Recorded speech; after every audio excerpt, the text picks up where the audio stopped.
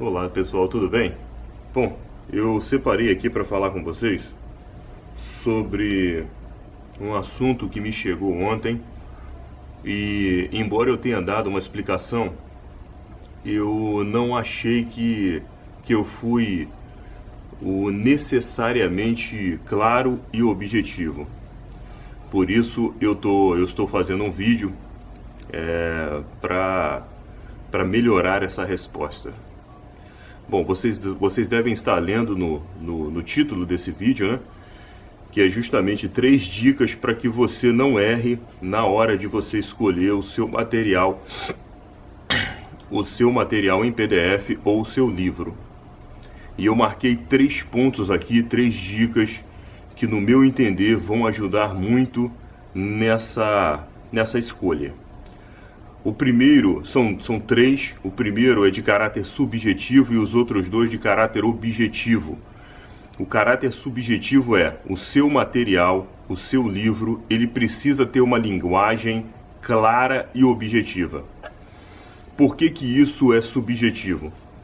Porque o nível de claridade e o nível de objetividade do seu material depende muito do seu nível.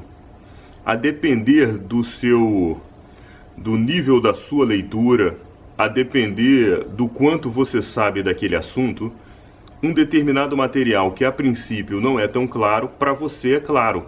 Você já tem uma bagagem, você já tem uma estrutura para entender aquele livro. Então, quando você está diante de um livro, de um PDF, você precisa passar os olhos, seja na primeira aula, seja nos primeiros capítulos, para você ver se a linguagem lhe é palatável, se aquela linguagem é para você clara. E objetividade. Você precisa de um material que seja objetivo. Se você tem um PDF, em tese, aquele PDF já tem essa estrutura, né? Um dos grandes diferenciais de um livro convencional para um PDF é justamente esse. O PDF ele tem que ter uma linguagem mais clara, uma linguagem mais objetiva. Se não é assim, bom, talvez seria melhor você pensar em um outro PDF. Mas quando você for escolher um livro que lhe foi indicado, procure se atentar para isso. Dá uma lida, dá uma folheada antes de você comprar e verifica se aquele livro tem para você uma linguagem que é clara, uma linguagem que é objetiva. Tudo bem? Quanto à objetividade, quanto mais próximo for essa linguagem dos assuntos que serão abordados na sua prova, no seu exame, no seu cargo, que tenha importância para o seu cargo, mais objetivo ele é. Então, por exemplo, um livro que trata sobre legitimidade da ação é menos objetivo do que um livro que trata sobre legitimidade da ação para a fazenda pública. Tá percebendo o grau de objetividade? Tá percebendo que o autor já está direcionando o assunto para um foco, ou seja, fazenda pública? Esse assunto, esse livro, esse material, ele vai ser mais objetivo para concursos da advocacia pública. Tá percebendo? É só para que você não fique com a ideia de que a objetividade é simplesmente na escrita. A escrita deve ser clara? Sim. E tão clara é para você quanto tão claro tão preparado é você para aquele material. Daí porque o hábito de leitura é fundamental. Daí o porquê que quanto mais conhecimento você tem de um assunto, mais claro ele fica para você. Tudo bem? Mas eu não queria que você ficasse com esse conhecimento raso, não. Objetividade não é só isso. Objetividade é você pegar um material ou um livro que esteja direcionado, por exemplo, para concurso público. Então, direito tributário, curso de direito tributário, é menos objetivo do que um curso para direito tributário para concurso. Tá percebendo? Ok. Agora vamos para as outras duas dicas que têm caráter objetivo. Quais sejam elas? Cadê? Eu peguei para falar para vocês. Resumo no final do capítulo. É muito interessante se você tem no final do capítulo, no final da aula, um resumo do que foi apresentado para você. Serve para duas coisas. Primeiro, para nortear você nos pontos em que você destacou durante a sua leitura. Você fez a leitura, você destacou os principais pontos e depois dos pontos destacados, você achurou as expressões ou palavras chaves para o seu entendimento.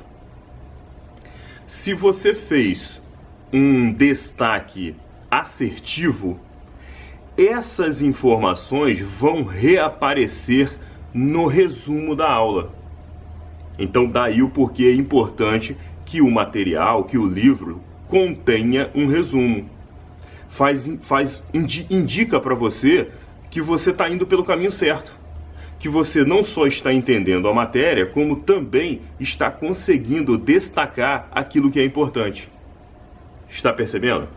E também serve para um segundo ponto, que é você ter uma parte, um resumo ali, para reviver aquela experiência da matéria. Você revisar aquela matéria. Na hora em que um determinado assunto lhe fugir à memória, você não precisa ver todas as suas anotações. Você pode ir naquele capítulo, naquele resumo do capítulo e passar os olhos nele. Isso é muito importante. E é um caráter objetivo. Ou o material tem um resumo no final da aula ou no final do capítulo, ou o material não tem. Não é uma questão de... Não é subjetivo, é objetivo, é olhar e ver se tem. E jurisprudência e questões. Jurisprudência e questões. Bom, houve um tempo que você conseguia passar em provas, exames, em concursos, sem a necessidade de jurisprudência, do entendimento dos tribunais, sobretudo dos tribunais superiores. Esse tempo não existe mais. O nível de aprofundamento no estudo da jurisprudência vai depender do nível do concurso. Mas todos os concursos, em regra, cai em menos ou mais medidas o conhecimento da jurisprudência. Nem que seja as súmulas vinculantes ou as repercussões gerais do Supremo Tribunal Federal. Enfim, nem que seja o conteúdo das jurisprudências mais famosas, por assim dizer.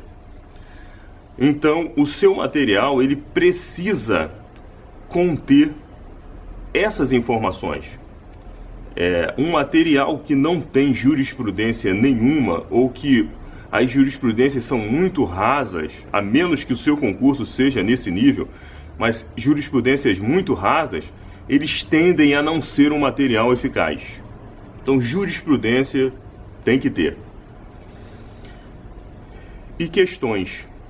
Questões, eu não estou dizendo uma bateria enorme de questões, mas a aplicação do conhecimento teórico nas questões de prova. Não basta que você saiba, por exemplo, sobre as limitações constitucionais ao poder de tributar, gênero, aí espécie, imunidade recíproca, e você tem lá o conceito da imunidade recíproca. Não basta que você tenha apenas esse conhecimento, é importante que você veja como esse conhecimento é cobrado em uma questão. Daí o porquê você ter um livro ou você ter um material em PDF que traga questões dizendo para você como isso é cobrado é muito importante.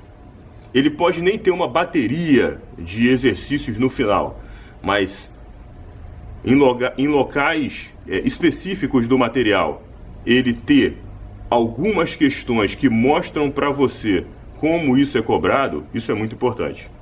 Isso é muito importante. Tem dois objetivos. O primeiro objetivo você vê como aquilo é cobrado. Isso passa para o seu cérebro a forma como a banca está considerando importante aquela informação. E o segundo é testa você, dá confiança para você, fala, opa, eu estou aprendendo, opa, eu estou aprendendo. Isso é muito importante, tudo bem? Sintetizando aqui as 3 dicas que eu dei para você. A primeira dica é ter um livro ou um material em PDF, enfim, que seja claro e objetivo. Tudo bem? Claro e objetivo. Segundo, que ele tenha revisões, resumos da matéria, ou no capítulo ou da aula, no final. No final. Tenha resumo no final da aula ou no final do capítulo. E o terceiro ponto é que ele tenha jurisprudências e questões. Tudo bem? Muita paz, muita luz. Eu espero que eu tenha conseguido explicar para vocês a forma que eu uso e que eu acredito ser a mais correta na hora de escolher um livro ou escolher um PDF. E entenda que o processo de escolha é um processo individual e um processo muito subjetivo. Eu estou passando para vocês dicas, não são regras engessadas. Não é uma trilha que você não pode se desviar. Ela tem uma margem de flexibilidade. Tudo bem?